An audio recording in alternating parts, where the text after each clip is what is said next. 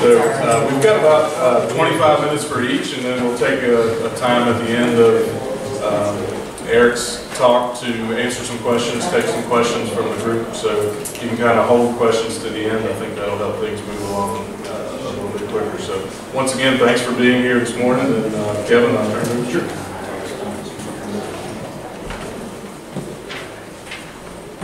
Good morning.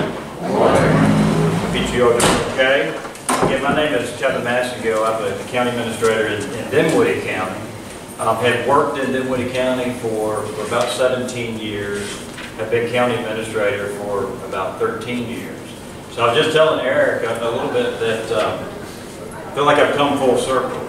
I was born in Virginia Beach, lived in Windsor, part of Alloway County, moved to Tazewell when I was about 8, 9 months.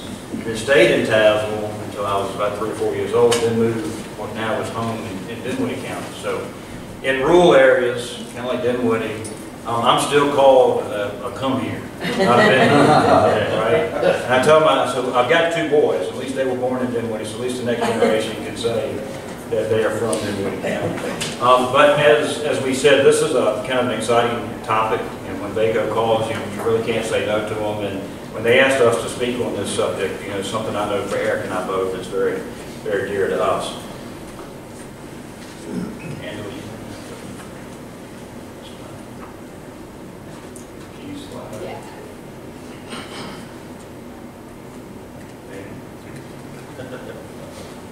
There we go. So if you look at this one, kind of just back up a snapshot of Dinwiddie County.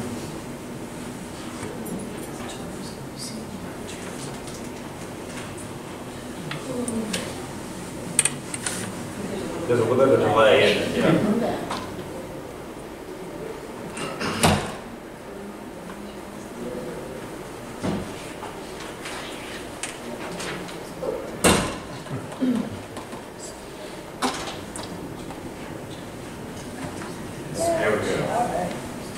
So Dinwiddie County, we're located in the Richmond MSA.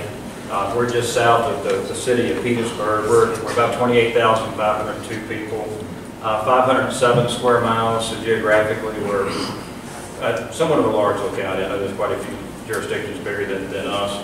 Our median household income is just about $57,000. Unemployment rate about 3.2%. Median age about 42.4. And our real estate rate is 79 cents. So I just kind of wanted to show you. I know a lot of people, if you don't know what Dinwiddie is, at least you'll know today at the end of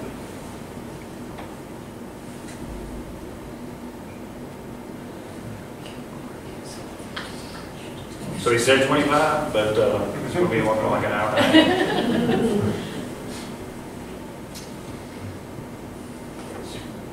Just a little bit, when you think about economic development, any of the business and industries that come knocking at your door now, and we've been very, very blessed in Dinwiddie. We have Amazon that located a fulfillment center about 6, 7 years ago.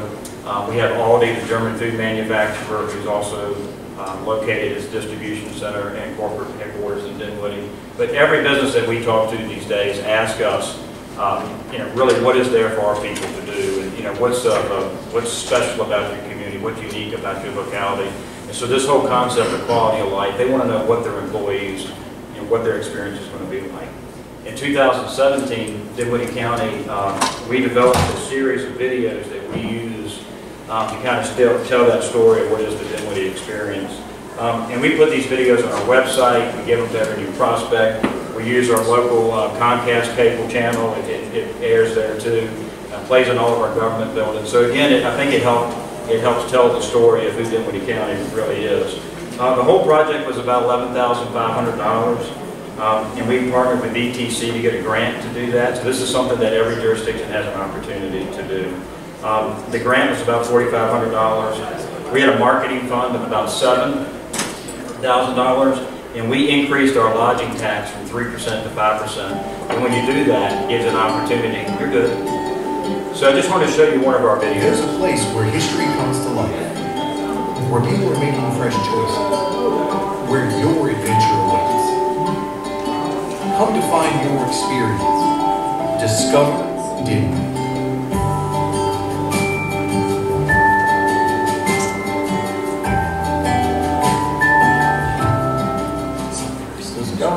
Dinwiddie is like opening up a Christmas present to the Civil War tourists.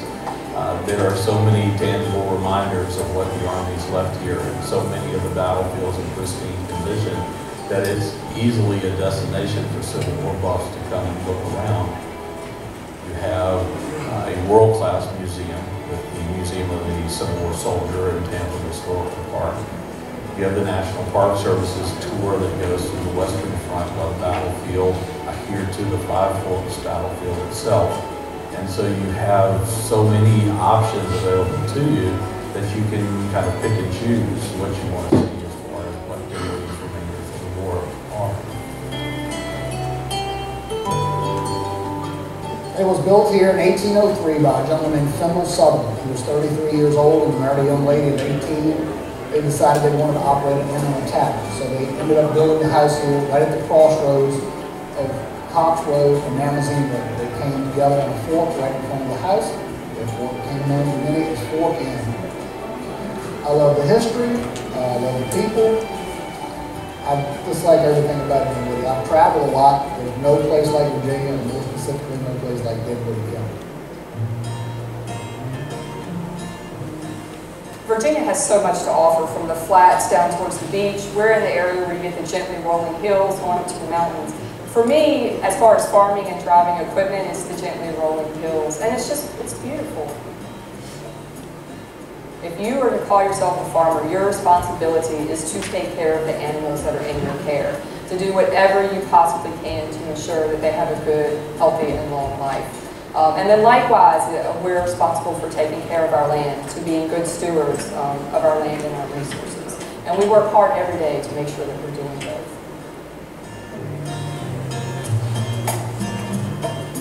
A natural cow is pretty much a happy cow. He gets free range on the farm, every bit of 200-acre farm, and the way we feed him is different. His grass is 100% available to him at all times.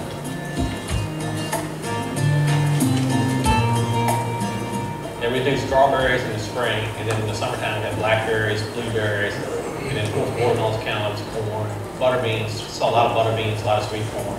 And then in the fall we have collards, cabbage, and sweet potatoes, broccoli. We're out at the Town of McKinney Farmers Market in Dinwiddie County. Friday afternoon is a great time to be in McKinney. There's a lot going on. There's businesses that are open, so we've got a lot of great traffic. It really varies from week to week as to how many vendors we have, but typically we've got 7 to 11, and we've got vendors that are here every week, rain, shine, week in, week out. So even if you don't normally come to McKinney, it's totally worth spending a nice summer Friday afternoon with the family out. Dinwiddie County has some of the best trails I've ever been on, and I love coming up here on my free time, especially on the weekends when I can come up with my family and friends. Dinwiddie County is a great place to go mountain biking. There's trails for miles, there's not a lot of people. It's also a great place if you want to find a different adventure. There's an NHRA drag strip, Lake Chesedden, and if you're really adventurous, you can go skydiving. For me, it's absolutely the skydiving. I'm not a big history buff. I know nothing about agriculture, but I know a lot about jumping out of an airplane. I come to Dinwiddie to skydive.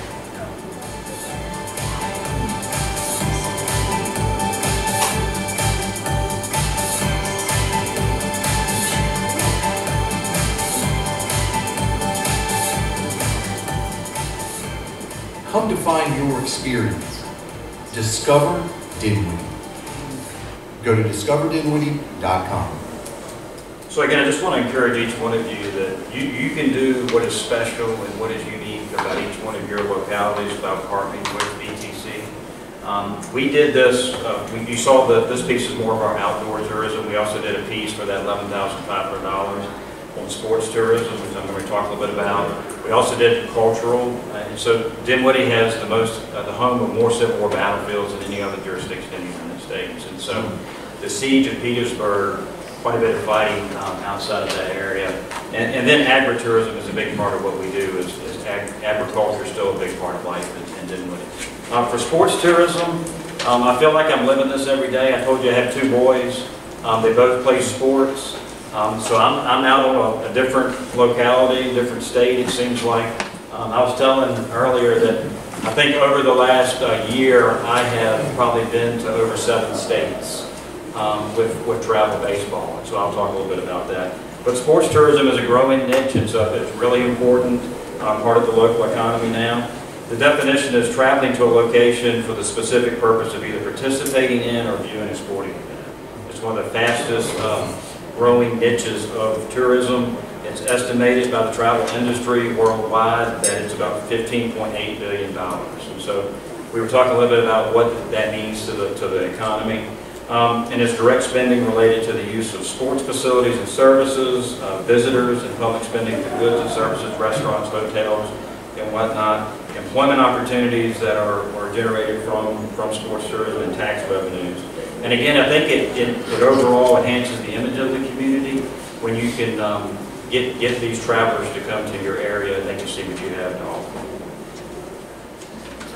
offer. For Dinwiddie, if you look at just youth sports, we, as our Dinwiddie Parks Rec, we have soccer, football, baseball, softball, basketball, and cheerleading. But for youth travel ball, which has again been very big in Dinwiddie, we focus on baseball, softball, soccer, and basketball.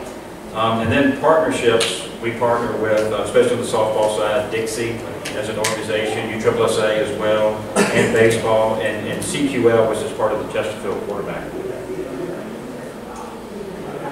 So we had an opportunity about 10 years ago where we had a piece of land that we were able to acquire for an elementary school.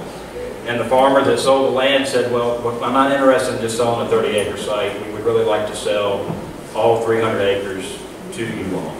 And the caveat is we don't want it to be spent on economic development. We want you to use it for government purposes. And something of a park would be something that we were thinking of. So we created the Dinwiddie Sports Complex, and it's the true, if you build it, they will come. So it's a 4-field complex with softball, baseball. You can see it here, an aerial. And so we have also a football stadium with it, soccer fields associated with it, and it's probably been one of the more successful things that the county has participated in. Specifically here, if you look at some of how we did it, and you can do it too, is kind of determining the vision of what you would want to do, get community buy-in, whether you want to do a field or you actually want to do a complex, and what type of complex that you would like to do. Assess the market. We look very closely because we're part of that Richmond MSA. So there's some other localities that are getting into sports tourism. So we didn't want to duplicate it. We wanted it to be sizable for Dinwiddie County. We looked at the demographics. We did have, obviously, county funds. This was estimated. We had a non-solicited PPEA proposal to build this facility for $6.2 million. I took it to the board. They actually laughed at me when I did it. Said, no way we're going to build something that much. So we actually partnered with a local community college who had a heavy equipment program. And so for the price of gasoline, they actually did all the grading for the facility. And so it took this project down to, at the time of completion, to just above $3 million. So we brought it in almost half of where we were. Think a little bit about the construction. Think about, we use county staff where we could. You'll see in some of the pictures, you'll see that it's a lot of brick. We really upgraded this facility so that when we could get into the travel youth tourism market, that this would be a place of destination. We've had colleges and universities that have participated here. Angela, we have NCAA Division II baseball that actually has their spring training. Instead of them going to Georgia or Florida, they come here now, and so it's half the distance. So we have about 26 teams. They come, they spend 2 or 3 weeks with us. They use our facility to prepare them. When they have 2-3 foot of snow in the New England part of the country, they can come here and still get that experience. Virginia Independent School Athletic Association, they have their state championship games here, both for softball, baseball, soccer at our location. We have regional Dixie tournaments for softball and baseball. BCU and Richard Bland College soccer play out here. And then we also, the same idea with our colleges north of us, we started talking to some high schools that can't practice because of snow. And so we started to book our facility, and they come in and use this facility to practice as well. If you look a little bit at the numbers, since 2011, more than 300,000 players and spectators have visited the complex. That's not counting our people that use it on a regular basis. This is outside of Dinwiddie County. When you think about the fact there's only 28,000 people in Dinwiddie, we average about 37,000 to 38,000 people coming to our locality every year just to play on a small complex. The number of travel teams almost double and triple each year. The biggest challenge we have now is not to overuse the facility, but we already are getting questions now from the general public, can we add a second one? The concession stand, we decided that the county wanted to operate it, so it's part of our Parks and Rec and Tourism Department, but we do all the management of that. And we have brought in about $350,000 in concession sales, and it's just a way to put money back into it. It gives some of our high school students some job opportunities at the same time that we're able to make a little bit of money to help the organization. You talk about adventure tourism. It's another kind of growing market. You saw some of the trail systems that we have in the county. It's another type of niche tourism involving the exploration of travel with a certain degree of risk. For me, traveling to the homestead is adventure tourism. Because I don't do mountains all that well. I told you I was in Tazewell for a while. I think I need therapy for my family. I think they must have tortured me when I was little. But again, any level of risk associated to the travel itself. So skydiving, mud runs, zip lining. Our neighbors in Prince George County, see Jeff here, they just got into the zip line business over there with a venue. Mountain bike riding, hot air ballooning, and rock climbing. Again, just some examples. You'll see a picture here to the right. The first ever bull run in the United States was held in Dinwiddie. And so we had, just for that weekend alone, we had about 30,000 people show up to have the first bull run. Luckily, no one was hurt in the event. We did have, it was ESPN televised. The only problem we had was one of the drones fell out of the sky and hit one of the spectators. But the bulls didn't hurt anyone.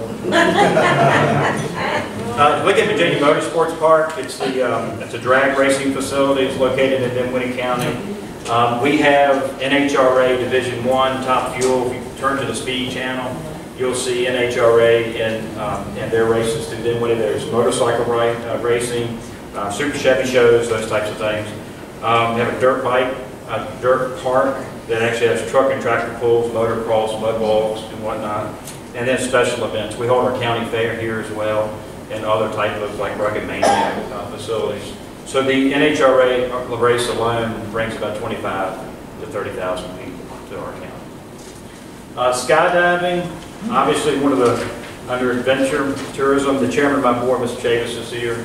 Bill, if you raise your hand. Bill told me yesterday we were talking about this, he said there's three things that fall out of the sky. One is humidity, the second is bird droppings, and the third are foolish people. But what has happened here? We have a general aviation airport, and so we felt like that there were opportunities here to get into adventure tourism. So we partnered with a local skydiving school. They have people that usually visit this site from multiple states over to come and get that experience here. So skydiving is an example. I'm going to wrap up with some economic impact. So why do we do this? I mean, as a county administrator, why is this important to us? If you look at our admissions tax, and I compared 14 to 18, in 14, you'll see that to 18, admission tax alone has grown 126%. So we put all of the money into admissions tax directly back into tourism. So it's just a way to flip that back into our budget. If you look at meals tax in this period of time has went up 28.5%. So our restaurants, they want to know when our tournaments are. Our gas stations, they want to know ahead of time so they can staff accordingly. A lot of times you talked about the Division II baseball, when they come for 2 or 3 weeks, they stay in our hotels, they go to patron our local restaurants, and so again, meals tax is up. Okay, under tourist expenditure, We're actually beating the state a little bit here by 19.2%, again comparing to 14 to 18. Local tax receipts are up 21%, and lodging tax is up 52%, and payroll directly associated to tourism is up 24%. So again, I want you to think a little bit about the partnerships that you can have. As a father, again, we go all over for baseball. I go to where they tell me to go, and then when I'm there, if there's a break in between games, I'm trying to figure out what I'm going to do during that downtime. So my best friend is my cell phone. I look at it, I look and try to figure out where restaurants that I want to go to. If there's other types of events that I can do while I'm there, I'm looking at those types of things, and I don't really care what jurisdiction I'm in. So when I'm talking about partnerships, especially with adjacent localities, think about this as a regional effort. We partner with Prince George, we partner with Colonial Heights, and Petersburg, and other jurisdictions in our region. Because at the end of the day, we just want the visitor to have a well-rounded experience. Think of your Chamber of Commerce, your public schools, again, colleges and universities, how we partner with them, VTC, economic development, hospitality industry, make sure that you're staying in front of those guys, because you need to listen to them, and then youth sports organizations. So again, I think this is attainable for everyone.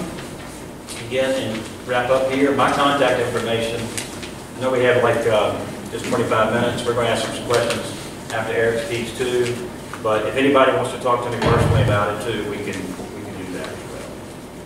But thank you all.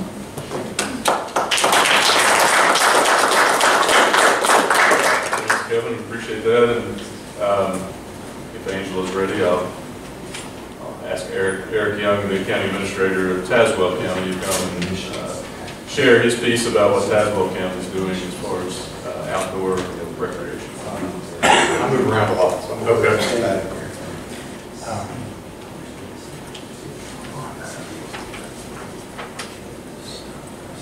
My piece is going to be a little bit different today. I've been with Tazewell County now since 2006. I was the county attorney there for 13 years. And I've been the county administrator for just about a year and a half or so.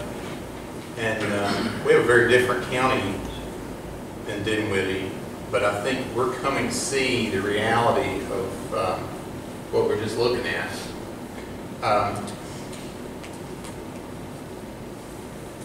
Our economy was basically declared illegal in 2009. Mining industry took a hit. We had a population of about 47,000 people. We lost about 1,100 jobs. We're down to about 40,000 people now. It was staggering. We've closed 4 schools, made dramatic cuts, raised taxes, which nobody likes. Our public service authorities on the brink. We've had a town go bankrupt. It's been tough times in the Cumberlands. It really has. We have 540 square miles. I tell people if we were flat, it'd be as big as Texas. And that coal is great. It's a great economy. But those mountains that provide that coal,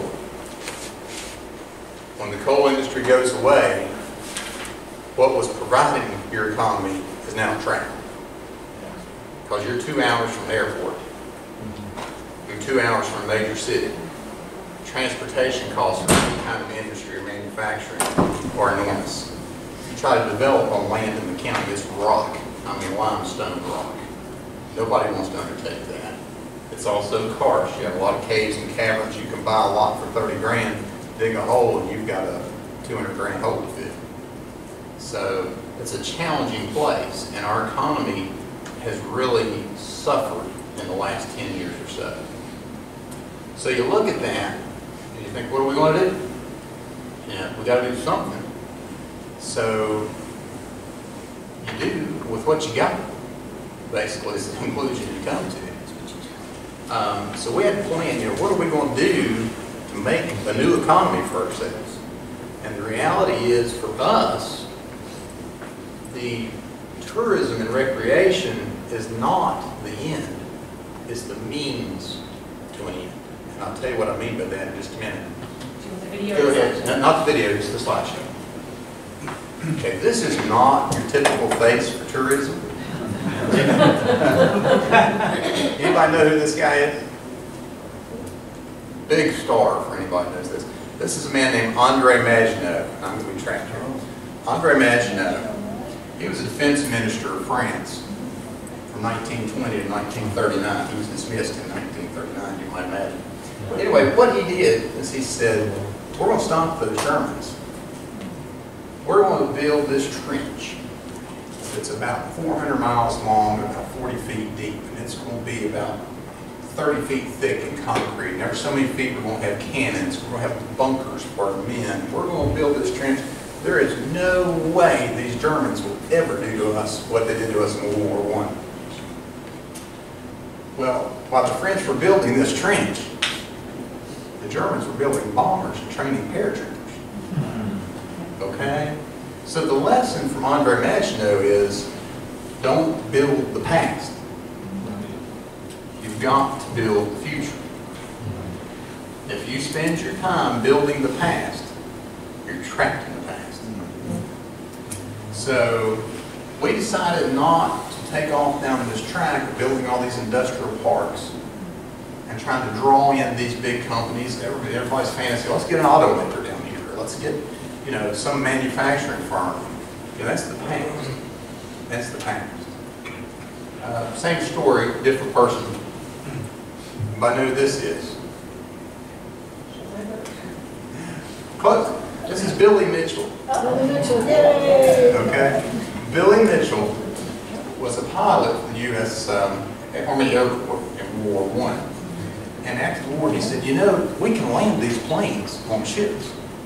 We can build ships that you can land planes on. If you can do that in the United States, you can go over the world. And they fired him. And he said, when they fired him, he said, some bright Sunday morning, you're going to regret this. And we did. And it was a Sunday morning. Other people saw it and we did. You've got to build the future. You cannot build the past. So, what we decided to do is we looked for help. He got fired because he dropped a bomb on a battleship that they said couldn't be sunk, and the bomb sunk the battleship. Well, there you go. That's what got him fired. They wouldn't believe him. I can see where they frown on that. So, anyway, we went to VEDP, which is a great partner, a great resource for any county. And we said, we want you to look at our economic development. We want you to come in like the doctor that tells you you're too fat, your blood pressure's too high. We want the truth, the whole truth, and nothing but the truth. And they gave it to us. And we moped around for about 3 weeks. They said, here's the deal. You're not going to get a business here because nobody wants to be here.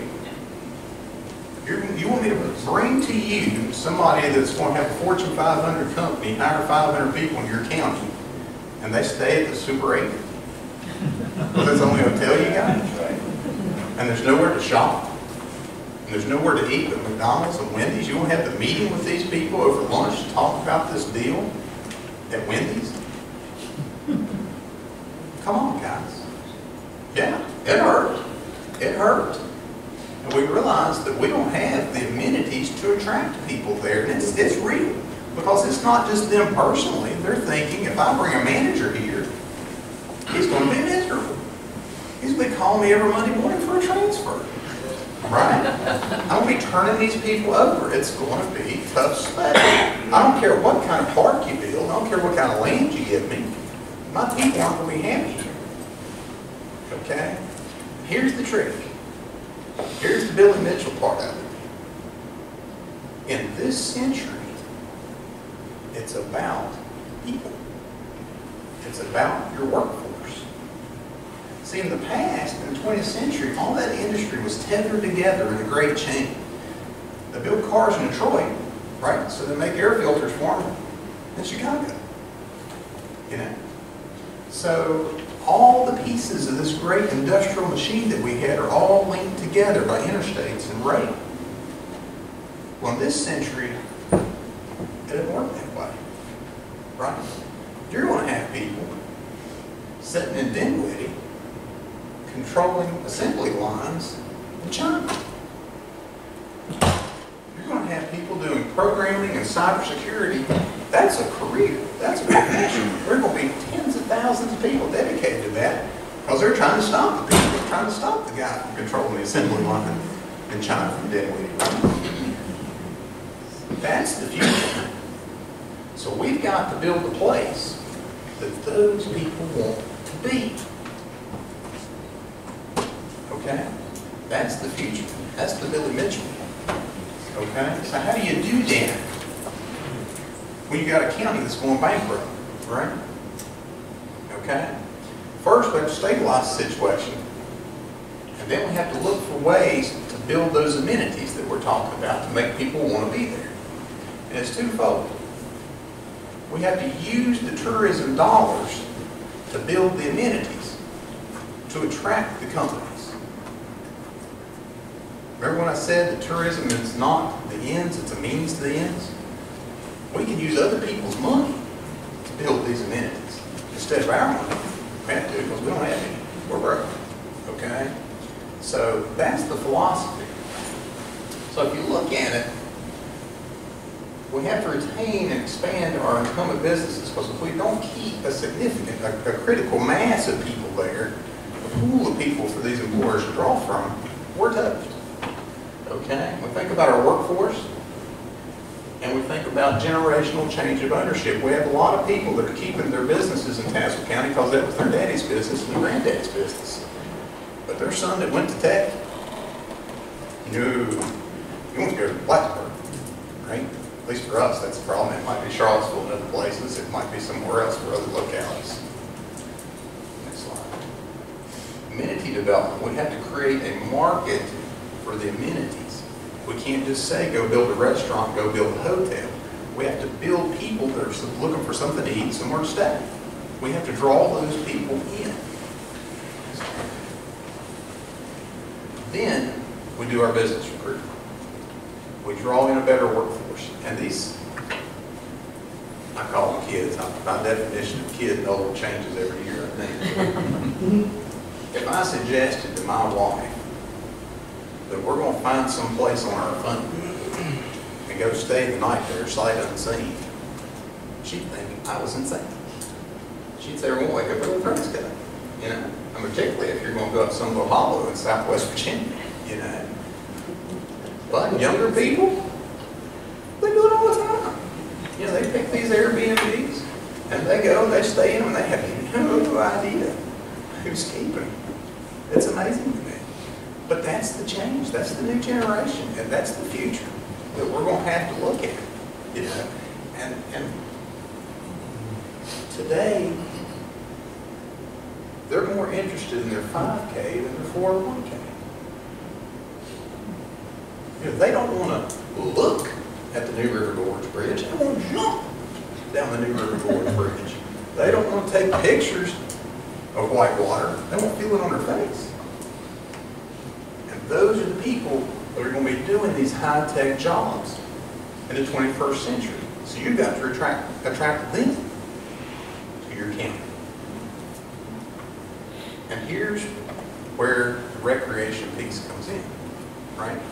We use the recreation to attract the tourists, to get the amenities, and then that younger generation, they bite on the amenities and the recreation.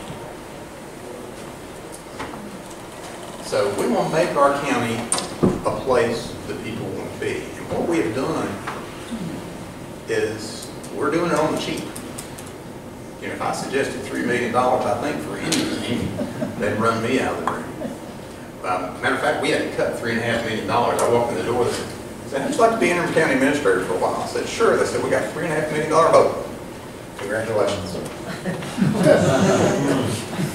I told my wife, I said, I've done all the dirty work now. Once we got that balanced, I said, I might as well stay now. But in any event, we use some things that we have that might be unique to our locality, but they may not.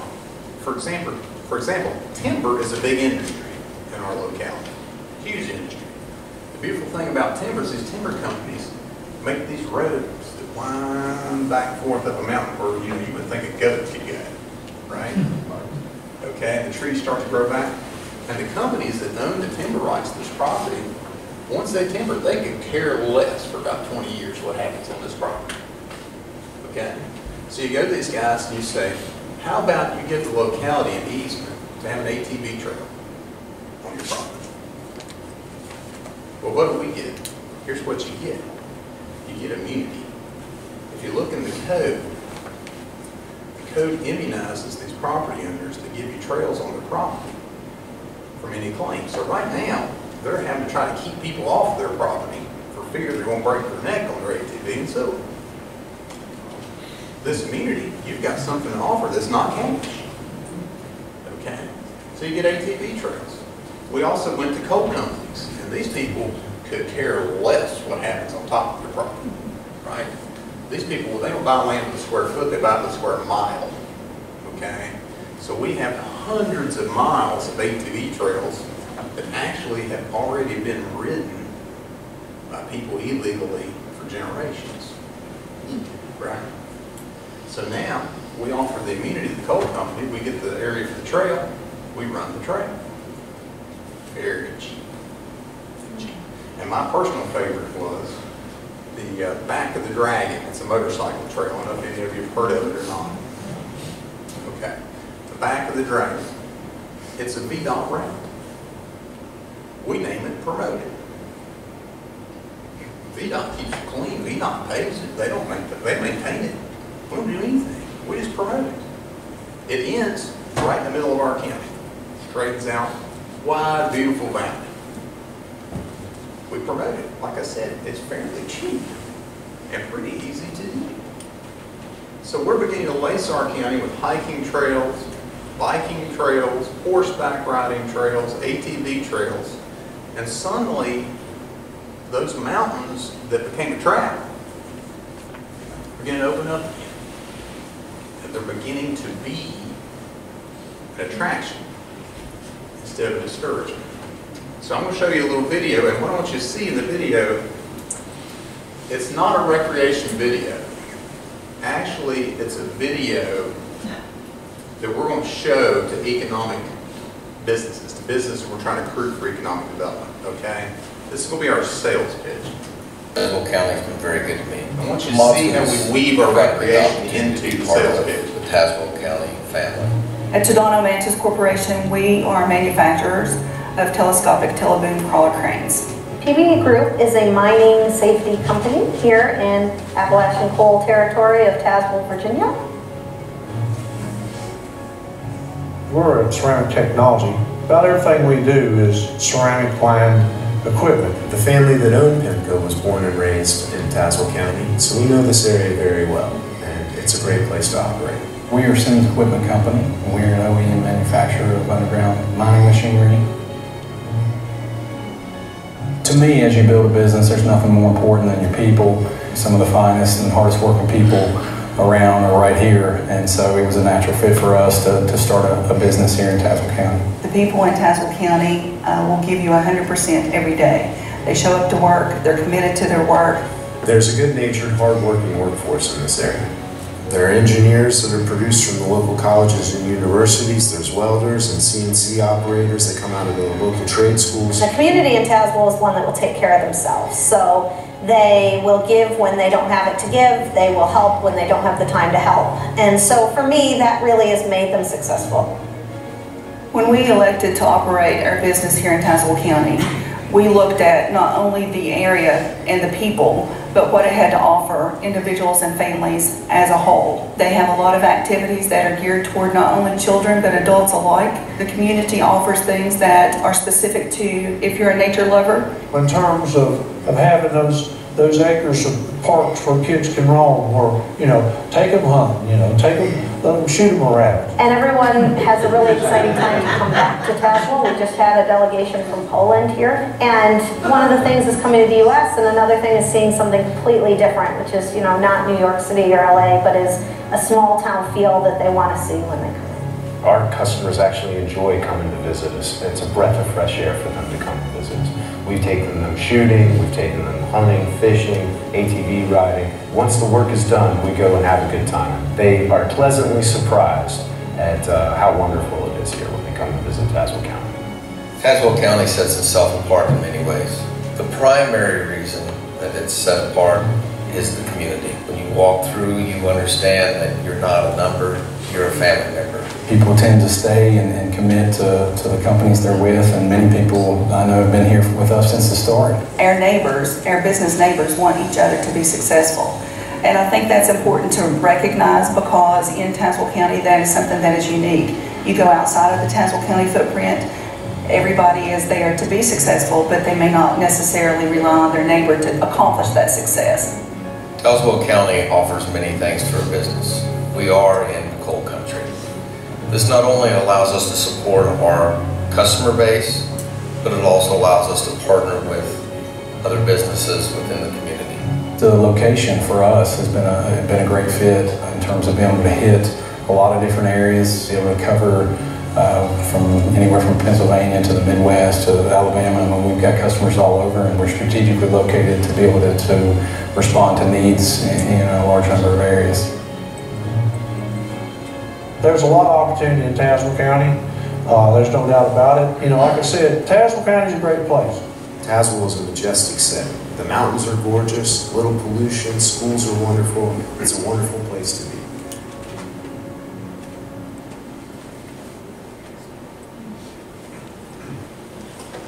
Every time I show that video, I have to give a plug to our IDA chairman, Kyle Hurd. Tazewell County's been very good to me. The Matsu is providing the kayaking scene on the lake. We had the videographer in February, and we're like, we've got to get some kayaking on the lake. And Kyle owns a sporting goods store, so knows a lot of kayaks. And he's like, you do realize it's about 15 degrees out there today. I'm like, come on, Kyle, take it to 15. So he went out there, and it was bitter cold that day. He got out there and he paddled his kayak for us. So it's part of a team operation. But the ATV trails, we call it the original Pocahontas Trail, and it goes through a coal town of Pocahontas, population 350 for the town. Okay, the 350 town had 7 churches and 8 saloons. I always thought it was odd that they also have an opera hall. And you imagine opera in 19th century Southwest Virginia was a big deal. And we have a cemetery there, and there are people of all nationalities, all over the world buried there, because immigrants, when they came, they had to do that hard back-breaking labor. In any event, there's some really neat things about Pocahontas, and we brought those trails through there, and we spent maybe $750,000 on a trailhead, where you can park your vehicles and water and sewer and all that, and some early trail development. Most of the trails are existing. Like I said, we have about 100 miles of trails, and now we have 3 hotels and a new restaurant in that little town of 350 people. The Back of the Dragon motorcycle route had, at last count, thus far this calendar year, about 60,000 motorcyclists had come to the Welcome Center in town. So now we have 4 new restaurants in the town of Tazewell, and we have 2 breweries, and we have a frozen yogurt shop coming in spring, which my kids are excited about. So the tourism does develop some of these amenities. We also have a fruit smoothie bar, and I always point to that as the example of what we're trying to do. My people are like, we want frozen ice cream. And I'm like, look, the people we're trying to attract here, they don't eat biscuits and gravy for breakfast like we do. They want to have their kiwi smoothie in the morning. But we do have one of those companies there, so we're trying real hard to use the resources that we have to build the recreation. And hopefully someday we'll get the big dollars and do some other things. But right now, so we're sort of doing it on the cheap, and we're being fairly successful with it. So the last picture I have is another history picture. Anybody know this guy? Sun Tzu. Yes, well, Sun Tzu. Sun Tzu is a general in China. He's a great military philosopher. And he always said, you have to make your greatest weakness your greatest strength. And those mountains suddenly became our greatest weakness. And what we're really trying to do is make them our greatest strength. So I'll be happy to answer any questions, and thank you for letting me talk.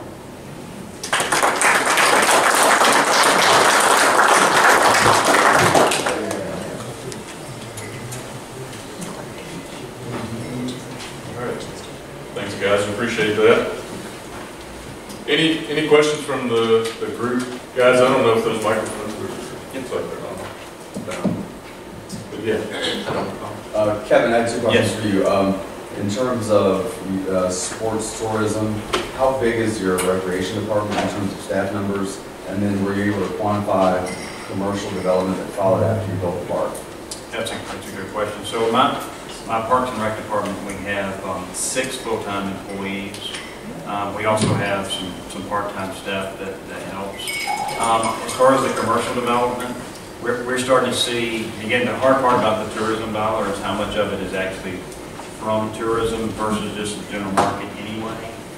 I can tell you from part of our overall economic development strategy is that we sit down with our retail community, especially where we're trying to recruit, and we're talking about these specific numbers that I showed today. So for them, they want to be able to see truly how many events is Virginia Motorsports Park going to have every year. Pamplin Historical Park, the National Museum of the Civil War Soldier.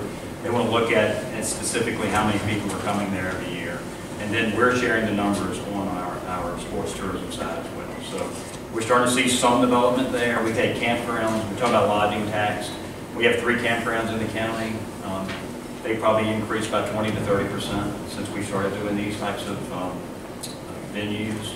And in addition to that, we've had some additional hotel interest in the county. How did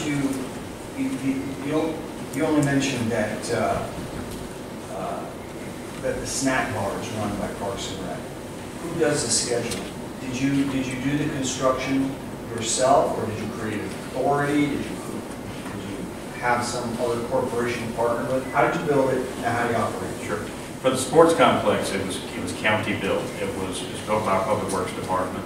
They oversaw it. They were the clerk of the works of the project. We outsourced. We did all the procurement, went through all the hiring, all of that in-house for us.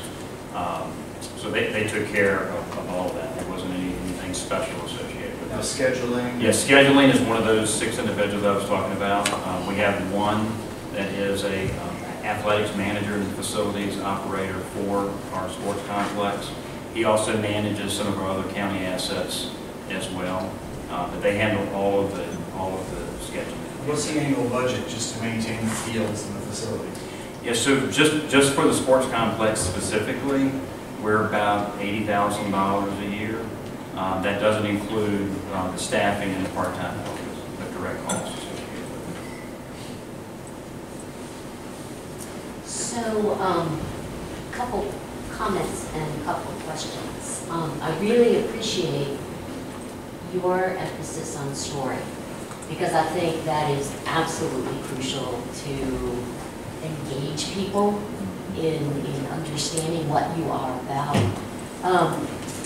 In terms of mining, was your county mainly strip mining, or was it mountaintop removal, or what are you left with? We did have one strip job in the county. The actual mining activity, this is sort of what made life difficult for us. Most of the mining was in Buchanan County and neighboring county, but the miners themselves lived in our county. And as you saw, a lot of those incumbent businesses, they made machinery for mining in our county. So when the downturn hit, the miners left, but the machinery companies stayed afloat for a few years, because generally mines, when the economy turns down, will retool. So actually, the business in the eastern part of the county actually went up during the depression or recession, or whatever we want to call it. But we do have one strip mine, but most of the mining was underground. So in terms of your arrangement, you don't directly deal with the coal companies for leasing ATV trail land, or you do? We have the Southwest Regional Recreation Authority that we give those easements to. Generally, we're the ones that approach the mining company. They're approachable because a lot of them owe us a lot of taxes right now, so they're pretty friendly when we call them. unless they know what you're calling about. But we approach them and we get the easement actually dedicated to us, but assignable to the regional authority. That way, this regional authority, they administer, you have to get a ticket to ride, it's permitted, you can do it seasonally and things like that. They handle that stuff for us. But to be honest, they're not really self-sustaining, so we end up feeding them from our budget about 25, 50 grand a year to keep them afloat.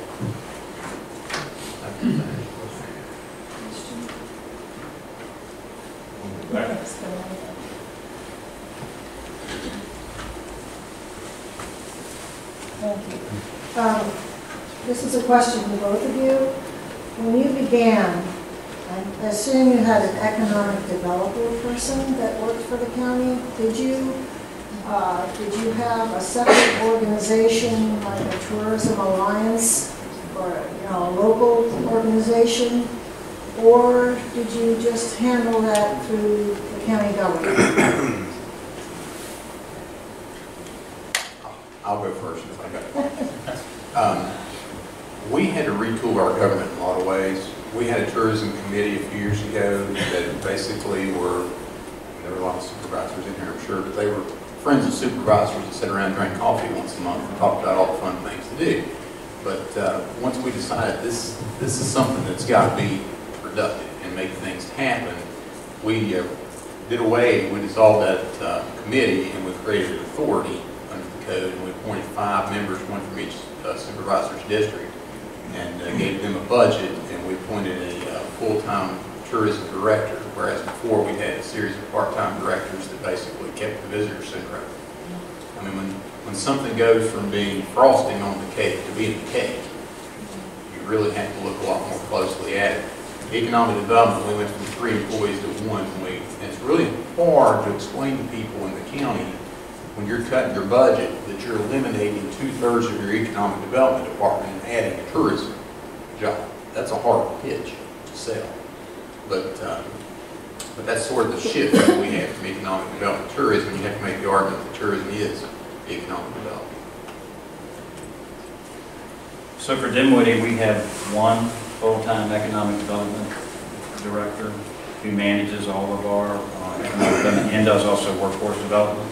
I mentioned to you that we increased our lodging tax, and so I personally, I didn't assign this to anyone else. I went to all of our campgrounds, I went to the hotels themselves and told them that we were considering this increase. The funds that we could generate from this, we felt like we could put directly back into tourism. So one of our 6 rec directors, or recreation employees, we made one, not a tourism director, but we assigned tourism responsibilities to that individual. And so, again, the proceeds from the lodging tax. So with the admissions tax, again, 100% of that goes back into tourism as well as the lodging tax. So that was a way that we could fund it. And we promised, again, the hospitality industry and the lodging industry that this is what we were going to try to market Dinwiddie County in a different way. We did partner with VTC. They sent an individual. We formed a committee, but no formal structure as far as an authority. We tend not to want to make things too bureaucratic, so we kept it within the county government. So, Kevin, a question with your baseball and softball part there.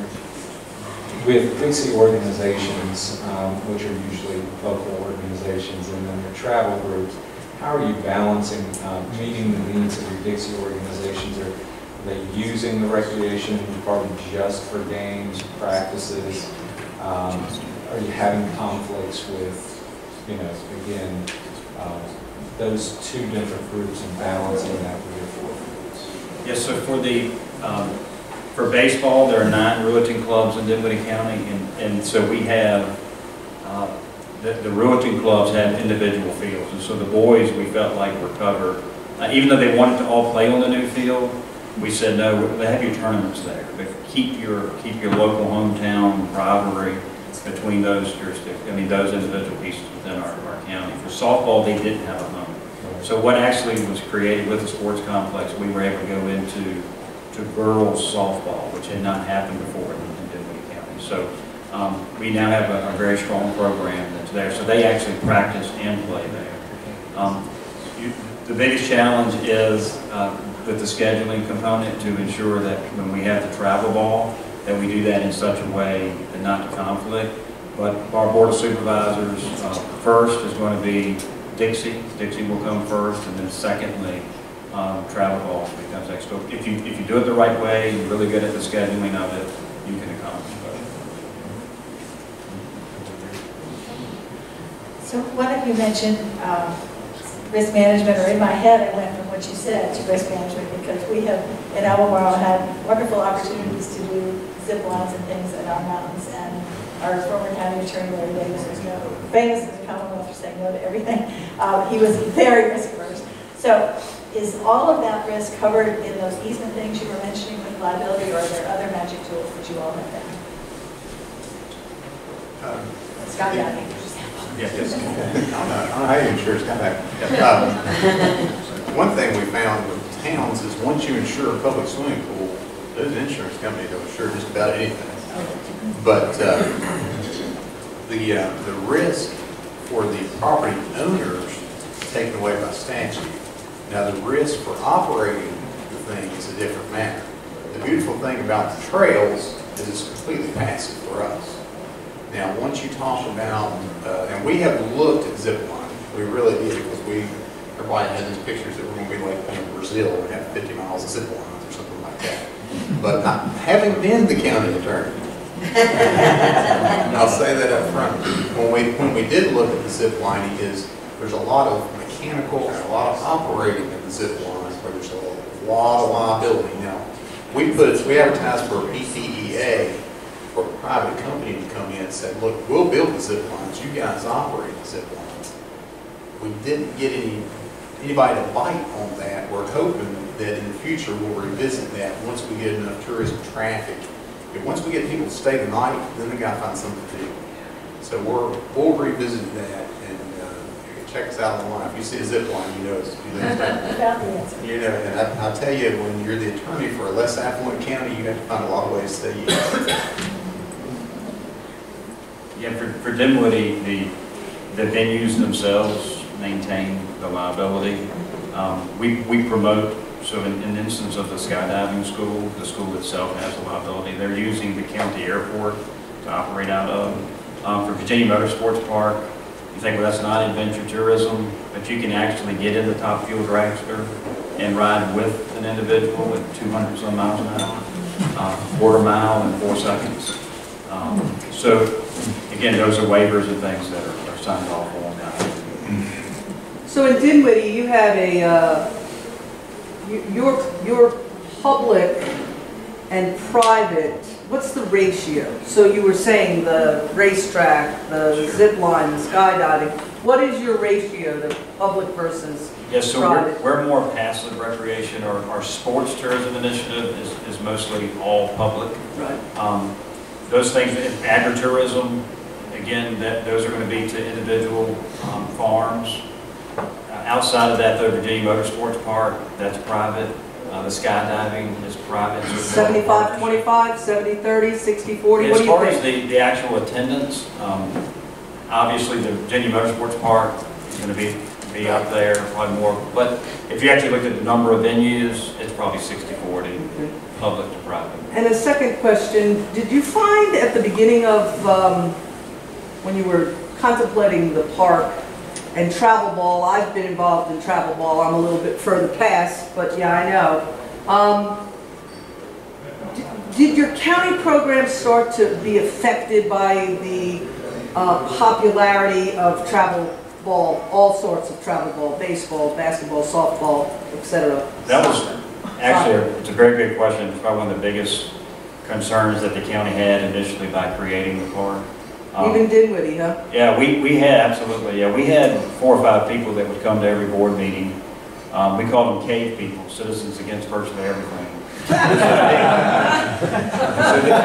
the cave people, I don't know if you all have them in your own vocabulary. But what they felt like was this was going to be the ruination of regular youth sports. I think that's why we developed a policy and a procedure. So county rec comes first, Dixie comes second, and travel ball comes third. And so we were able to, and really when you, the policy is one thing, adhering to the policy is another. And so we have been very open. And I think the other part of it is it's an education to Dixie, because now they get to understand that, look, when these tournaments come in, they help the county. And when they help the county, we can continue to put it back into the park itself. And what was your population again? I forgot, 39? 28,005. 28,500. Got one here. Real quick, what are y'all's total budgets respectively? So for Dinwiddie, the operational side of the budget, we're about 46 million. All with the schools included, we're about 110. Tazewell. Budget that I have something to do with is about $2 million. The school, between having the school board takes their bite, the sheriff takes his bite, and all that, we probably have about $51 million, maybe somewhere in there, 51, 52, excluding the state funds that pay the school teachers, basically. So we have about $51 million. So we have putting in a lot of buckets. Yeah, a lot of buckets. You know, that 540 square miles is a lot of police. I tease the sheriff a lot about the deputies he has, but it's not. And what, sorry, what are you charging admission taxes on? Just the Virginia Sports Park? Yes, so Virginia Motorsports Park, they have an admissions tax. What is placed that upon them? Per head? 3% per ticket. Is that that's the only facility? That's the only facility that we charge admissions. Go right behind you and then we'll come over there. What kind of market research did you do before you put the athletic facility in? I've been looking into it, and you worry about investing that heavy into baseball and softball, and you've got a flooded market already. What kind of research did you do, and what made you pick that instead of rectangle fields or something else?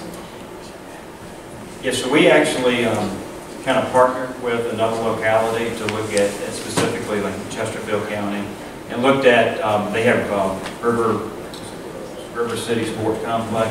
They came into Chesterfield. So we used some of their data that helped us kind of beg and borrow and steal if we can. So we looked at that. We looked at some of the other neighboring localities. We didn't do our own market demand assessment formally. But we did. We started having conversations with the organizations of travel ball. Very loose commitments about if we were to build it, how many teams do we think we would be able to get. We took those numbers that we thought were maybe a little bit inflated and brought it down a little bit.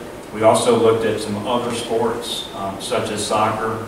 Soccer for Dinwiddie County is still, it's our largest sport. So we have a lot of individuals that are playing soccer. Football as well. We have a regional league for that. But mainly baseball, softball, basketball, as well as soccer for our travel piece of it. Over here. So, yeah, question for you. When you guys, as far as you guys have the restaurants and so forth, that could, in the hotels that could handle the influx that you guys got from some of these travel teams, is that already in place? Yeah, so that's been another one of our challenges too. So we have basically the 3 campgrounds that we talked about. We have a hotel, one hotel, that's occupancy rate is in the 88th percentile. So we know that there's leakage sales when it comes to that. A little bit of a challenge for Dinwiddie was we have Fort Lee military installation that's near us.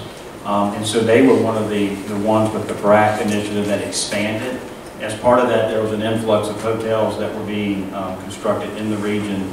And at that same time that they came to fruition, about a 1,000-room hotel came on Fort Lee military installation. So it was a little bit of a challenge to convince some of the hotels to come to Dinwiddie. But from our board's perspective, again, if they decide to locate in Colonial Heights, and again, we would like to have the revenue, but we know they're coming to Dinwiddie. They're probably going to hit one of our restaurants. But we didn't look at it completely territorially. Did you see any uptick in the building of restaurants, for example? Yeah, we've had mainly fast food restaurants and a couple entrepreneur-type restaurants, homegrown restaurants that have increased. And so we're starting to see now an increase in that. But our overall population is growing too, and home starts are think we're the second fastest growing in the Tri-City, Tri-County area outside of Chesterfield. And are they marketing to all this sports? Absolutely, Yes, they are. absolutely, yeah. One thing, if I could touch on that just a second, is I joked about the Airbnbs, but really, there are more, heads in beds, as we call it, in the tourism industry in our county, in those beds and breakfasts than there are in the chain hotel that we have. And that's good, but when you have a motorcycle group, I'm calling gangs, calling groups, motorcycle group that comes to town, they want to all stay together in one place. Or if you have a little league team that comes to town and they want to do something, they want to all stay together. They want this kid over here, and that's a nightmare for coaches and everything else. So I think you really do need the bigger, and we're trying to break through and find a way for that. Yes, I am supervisor-elect at this point, so I've got way too many questions to ask to go into that. But I wanted to pass along, back in March when I declared my candidacy, I was reading a book called Shenandoah, and in the book, 1926, Governor Harry F. Byrd, which the state is still enamored with to this day, 1926, he said, "A satisfied visitor is our best investment." So I used that all spring, all summer, all fall, and it is a fact. It was a fact in 1926 when he said it, when they were trying to get the park going, and it's a fact today. So pass along Governor Byrd's words. That's what I'm headed. I'm his great. I do have one question that we didn't really touch on it. As far as taxing, did you have to go to the General Assembly and get permission for any kind of tax increasing or change in your tax structure or anything like that when it comes to emission taxes or occupancy taxes? Yeah, for the lodging tax, the transit occupancy tax, you can go up to 5%. The difference between the 3 and the 5, you have to spend it on some type of tourism-related activity. Our board decided to do the total 5. For the admissions tax, that happened before I came to the county, but yes, we had to go to the General Assembly. When we knew that we were having NHRA and Virginia Motorsports Park come to our community, that was part of the arrangement. And we actually had the venue itself promote wanting to be taxed as part of its conditional use permit. And I guess just kind of a follow-up to that too is, are there other things that maybe the General Assembly could do to facilitate the type of things that you guys are trying to do in your locale? Oh, yes. One thing, we're going to go back, that code on amenity for use of property originally was for ATV trails, and we widened it to horseback riding and hiking trails, and we're going to go back again and try to push for spelunking and caving, because we have all kinds of caves in our area. And on the tax issue, one thing, if you're going to try to go out and get some private property owners to dedicate right-of-way for a trail, which is very, it's very passive, cheap. We spoke with our Commissioner of Revenue, and he was very much in favor of what we were trying to do, and said, look, if they give you a trail on top of their property, I will reassess their property, assuming that the square footage of that trail is not part of the surface, and I will cut their taxes. So it's 6 of one, half a dozen of the other, depending on how you look at it. But as far as a cash appropriation in your budget, you really don't have that. And cities have much more latitude with lodging tax than counties. And so some type of parity there couldn't really make a difference. We could, if Dinwiddie had the same taxing authority or transient occupancy tax as cities, we could generate much more revenue to be able to flip back into tourism. Maybe one more question, maybe? Anyone? On Dinwiddie, you all have a lot of towns in your area that are getting a lot of meals and lodging taxes. I want to saw that coming down. No, we just have one town, which is the town of McKinney that you saw in the video, that actually has about a population of 320 people. Outside of that, it's just a community at large. What we need the General Assembly to do is to support tourism more too. Yeah, especially areas of non-traditional tourism. So agri-tourism, Dinwiddie, we were one of the first in the state to develop an agri-tourism ordinance that does give a lot more latitude. You don't, especially from some of our local regulations that we have, you don't necessarily drive to a pumpkin patch and then get there and see a lot of paving, a lot of stormwater management issues that you would have to deal with. So even being able to, VDOT, to be able to advertise in certain areas is very cumbersome. And so it makes sense in an urban environment, more in a rural environment, less restrictions there really do help.